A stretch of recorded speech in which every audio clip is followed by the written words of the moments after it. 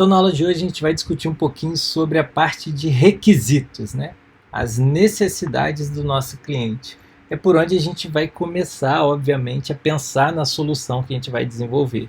É em função desses requisitos que a gente é contratado. Bom, então aqui essa figura é uma figura muito comum, né, dentro do ambiente de desenvolvimento, né, das pessoas que discutem a parte de construção de software. E ela ilustra diversos cenários aqui que a gente tem que evitar, né, mas que podem acontecer por conta de requisitos aí mal dimensionados, né? E a gente vai ter a oportunidade também de verificar os papéis, né, as pessoas que participam do processo de desenvolvimento e também algumas fases, né, desse desenvolvimento, nessa imagem. Então, a gente começa aqui, né, como o cliente explicou. Então ele explicou do jeito lá que estava na cabeça dele. Por quê? Porque muitas das vezes o cliente chega solicitando uma solução, mas ele não sabe ao certo como ele quer que aquilo funcione, né? Ele tem uma ideia, às vezes até uma boa ideia, tendo por base outras coisas que ele já viu e tal, mas não se engane, cada solução para cada cliente é muito específica, ela tem as suas peculiaridades, tá? Então, muitas das vezes, né, quando a gente cria um software personalizado, ele vai se adaptar ao processo de trabalho do cliente. É diferente de um software de prateleira, onde o cliente tem que adaptar o trabalho dele ao software que existe, né? Então, quando ele vai pedir um software, né, para que seja construído um programa, um aplicativo que for para ele, ele vai ter por base alguma coisa, mas tem as características próprias que ele quer que a aplicação dele tenha, tá bom? Então é importante considerar isso e ajudar o cliente a identificar de maneira que ele consiga nos auxiliar no processo de desenvolvimento. Isso é muito importante. Então o cliente explicou para o líder do projeto, né, como é que ele entendeu, depois como o analista projetou, né, a gente já está vendo a fase de projeto, análise, né? Como o programador construiu logo depois de ter sido analisado, como é que ele fez, né? Como o consultor de negócios descreveu, é o cara lá que vai vender o produto, que vai negociar, né?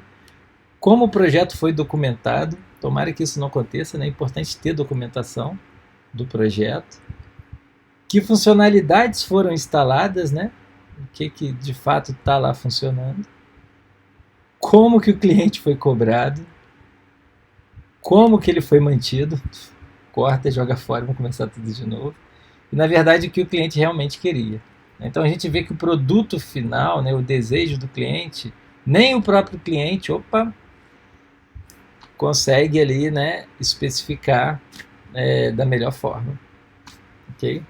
Então isso é importante a gente ter isso em mente, tá? Que a gente precisa. Esse processo a gente tem que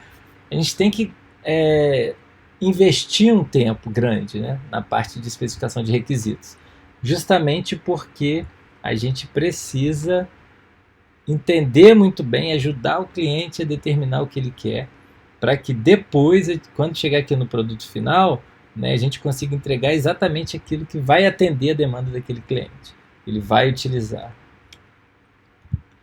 Então, né, a gente precisa então definir bem, compreender bem esse problema, né? Essa é a ideia, tá?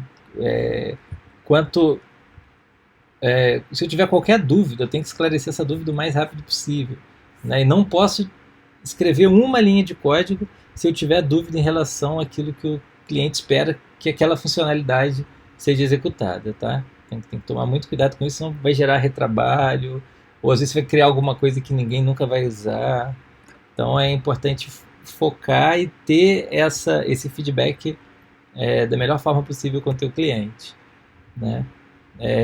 Então o cliente ele tem lá o domínio de negócio, né, dele, que tem toda a complexidade, né? Esse quadro aqui mostra um monte de informações, está tudo muito bagunçado, tudo misturado, porque justamente é mais ou menos dessa forma que as coisas chegam para a gente, né? Uma série de informações espalhadas, elas se conectam. Se a gente olhar tudo que está aqui, as coisas vão se conectar, mas elas não são informadas da maneira igual a gente vê, por exemplo, em sala de aula, né, que já tem uma programação, um exemplo didático para que haja um entendimento. Quando a gente parte para a prática, as coisas vão sendo entregues para nós, né, de forma de, ainda mais se a pessoa não for especialista, né, no negócio e tal, no desenvolvimento de software. Ele vai entregar tudo aquilo que ele acha que é importante e a gente vai ter que garimpar para organizar essas informações e aí sim a gente partir para o desenvolvimento. Então, existem algumas técnicas, né, que a gente utiliza para fazer a especificação, o levantamento dos requisitos, né? É importante, galera, se for possível, usar todas essas técnicas aqui, tá? No mínimo essas 6 técnicas, que é o quê? Ler obras de referência e livros textos relacionados ao problema do cliente, né? Você precisa estudar como que aquilo funciona. Imagina, você foi contratado para desenvolver um software para uma contabilidade, né, para automatizar alguns processos da contabilidade, mas você não sabe nada de contabilidade. Então é interessante você ter um embasamento teórico sobre aquilo até para facilitar a tua conversa com o teu cliente, né? Outra coisa, observar o ambiente do usuário, né?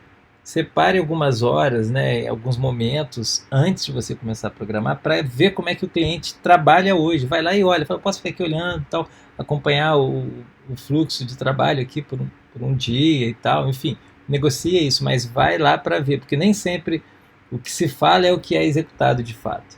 Então é importante você ir lá e observar como é que as coisas de fato funcionam. Fazer entrevista com os usuários é fundamental, essa é a mais comum, né?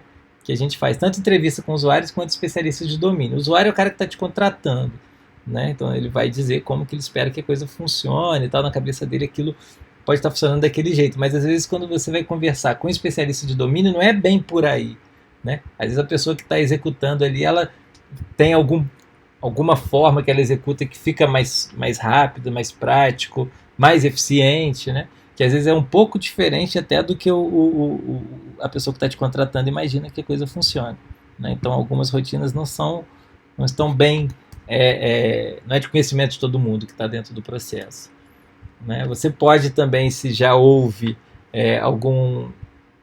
alguma vez, né, alguém que começou a projetar ou se existe já uma documentação e você vai fazer uma ampliação de um sistema, né? Verifica a documentação de software, análises anteriores, né? E também é importante comparar com sistemas pré-existentes, né? Para você partir de uma base. Como eu disse, se é uma solução personalizada, ela não vai ser exatamente igual, mas dá para ter uma boa base partindo de algo que já está pronto, né? Então esse é o mínimo aí que se espera que vocês aí façam para poder levantar e especificar os requisitos de vocês. E aí os requisitos vão ser divididos em 2 grandes grupos, né, aqui no nosso curso. Requisitos funcionais, que são aqueles que definem as funcionalidades do sistema, é aquilo que a gente vai conseguir programar diretamente. Então, como por exemplo aqui, né, um sistema que permita ao professor realizar o lançamento de notas das suas turmas. Então isso é fácil de imaginar, um software você consegue programar isso diretamente, tá? Então tudo que você consegue transformar em código tem uma funcionalidade ali que vai atender, né, 1, 2, 3 telas, seja o que for, mas que você consegue colocar diretamente ali no código, é requisito funcional.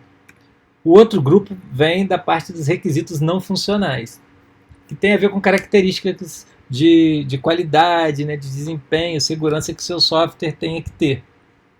Então eu elenquei aqui 5, e essas 5 são aquelas que a gente vai perseguir no desenvolvimento do nosso projeto, tá? Então tratar da confiabilidade, né? Então o nosso software ele é confiável no sentido de falha, né? No sentido da qualidade da informação que ele está gravando, se realmente o resultado que está sendo gravado no banco de dados é um resultado correto, né? Então ele tem que ser confiável com relação a isso também, né?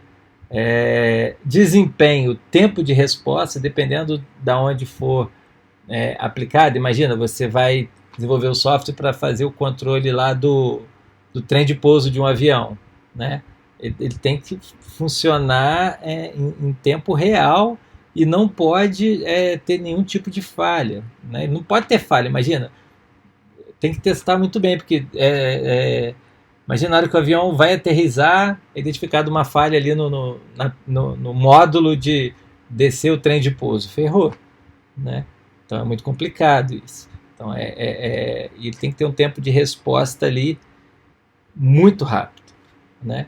A portabilidade. Então, eventualmente, você vai precisar desenvolver um aplicativo para um dispositivo móvel, né? E aí ele tem que ser portável para diferentes plataformas, dependendo do que o teu cliente espera, né? Tanto que a gente observa isso no dia a dia. Às vezes você tem um aplicativo, né, um programa que ele sai para um determinado sistema operacional e leva um tempo para a atualização sair para o outro, né? Dependendo, isso pode ser um requisito do teu cliente, né? Portabilidade. Tudo isso que eu estou falando você não programa diretamente, você não tem uma função que faz isso, né? Você tem que ir lá e o teu código tem que ser todo construído atendendo a esses requisitos, né?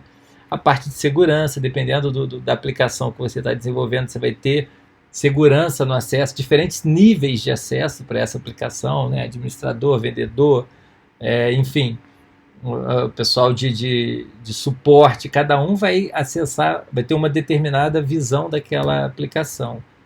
E a usabilidade, que tem a ver com facilidade de uso, necessidade de treinamento, né? Então a gente consegue observar esse requisito de usabilidade aí nas aplicações de banco, né? De instituições aí, financeiras que usam caixa eletrônico, né? Cada vez mais elas ficam mais simples de serem utilizadas, principalmente porque existem muitas pessoas que não têm facilidade no uso, né, de ferramentas computacionais. E tiveram que investir muito agora, né, nessa época de pandemia, justamente porque, pensa, os idosos precisam fazer as suas operações ali financeiras. Eles são grupos de risco, né, com a Covid. Então, muitos aplicativos de banco tiveram aí grandes atualizações para facilitar a usabilidade, principalmente de pessoas que não têm tanta vivência aí com aplicativos, né, com software. Por outro lado, também, em algumas situações é interessante que seja difícil de usar, né? Quando fica muito fácil de usar, o público-alvo deixa de usar. Vamos pegar o exemplo aí, as redes sociais, né?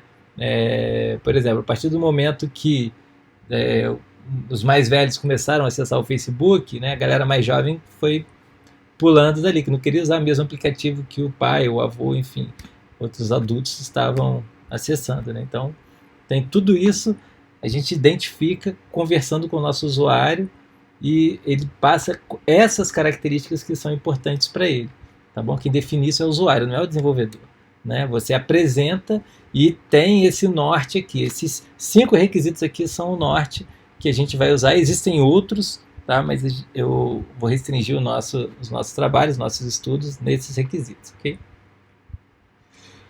Bom, para fechar essa aula, né, eu vou deixar aqui um exercício aqui para vocês pensarem, né, e poderem responder. E eu vou replicar esse exercício também lá colocando o link lá na nossa plataforma para que vocês possam fazê-lo online, tá bom? É isso que eu tinha para falar para vocês sobre requisitos funcionais e não funcionais. Até a próxima, galera. Um grande abraço.